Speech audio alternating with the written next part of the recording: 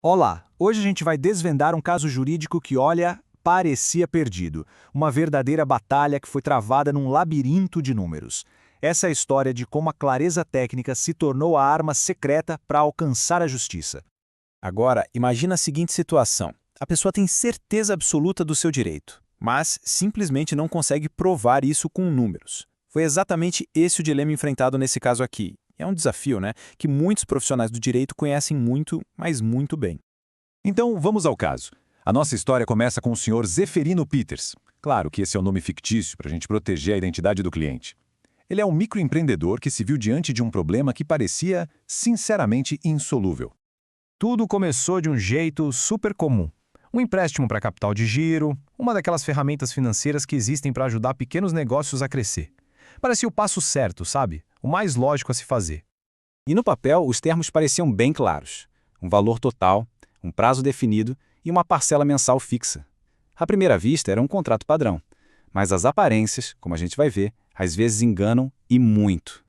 E foi aí que o problema começou a dar as caras. Mês após mês, o pagamento parecia pesado demais. Sabe aquela sensação de injustiça? Era exatamente isso. Mas como provar?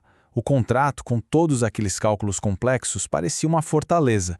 A dúvida existia, mas a prova não.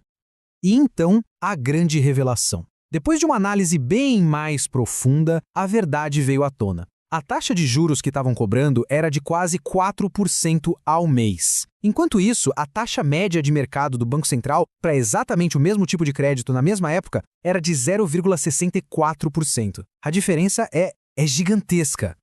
Bom, com a descoberta dessa discrepância toda, a batalha entrou numa fase completamente nova. Porque não bastava saber que tinha algo errado, era preciso provar. E provar de uma forma que ninguém pudesse contestar. E esse era o grande medo. O advogado tinha uma tese jurídica sólida, sabe? Falando sobre a onerosidade excessiva. Mas um processo judicial exige mais do que só bons argumentos. Ele exige provas concretas. Sem um laudo técnico que comprovasse os números, a tese toda poderia simplesmente ser descartada. O caso estaria perdido por um detalhe. E foi nesse momento, que era crucial, que a estratégia mudou.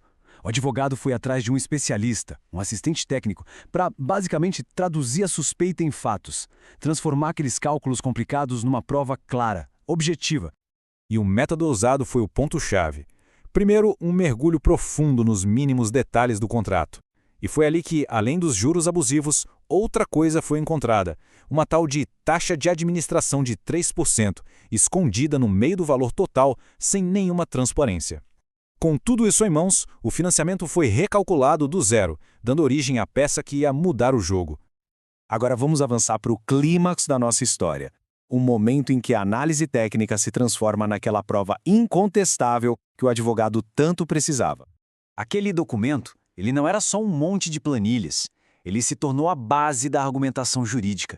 Foi a prova material que simplesmente desconstruiu a cobrança do banco e deu ao juiz os elementos objetivos que ele precisava para tomar uma decisão justa. E aqui a gente vê um impacto real, no bolso do cliente. A diferença é gritante. A parcela que deveria ser de pouco mais de R$ 450 era, na verdade, de quase R$ 676. É muita coisa. Esse era o valor exato pago a mais, todo santo mês. R$ 224,86. Um valor que, para um microempreendedor, faz uma diferença enorme. E se a gente projetar isso ao longo dos 24 meses do contrato, essa diferença mensal se transformaria num pagamento indevido de mais de R$ 5.300. Um valor super expressivo, ainda mais se a gente considerar o valor original do empréstimo. E agora o golpe de misericórdia.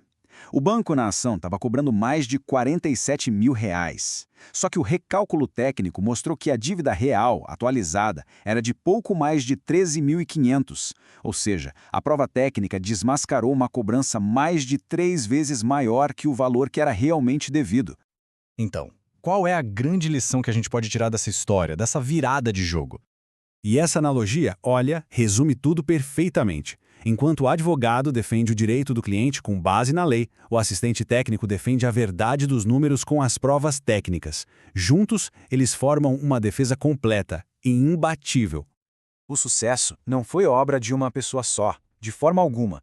foi o resultado da sinergia entre a expertise jurídica e a precisão técnica. Uma tese forte precisa de uma prova igualmente forte para conseguir prevalecer na justiça.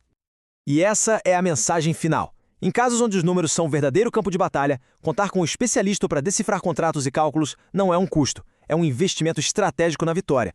Se você que atua na área jurídica está passando por um desafio técnico parecido, saiba que ter uma prova robusta pode ser o que falta. Fica aqui a reflexão. Quantos casos como o do Sr. Peters não existem por aí só esperando que a luz da análise técnica revele a verdade que está escondida nos números? Pense nisso.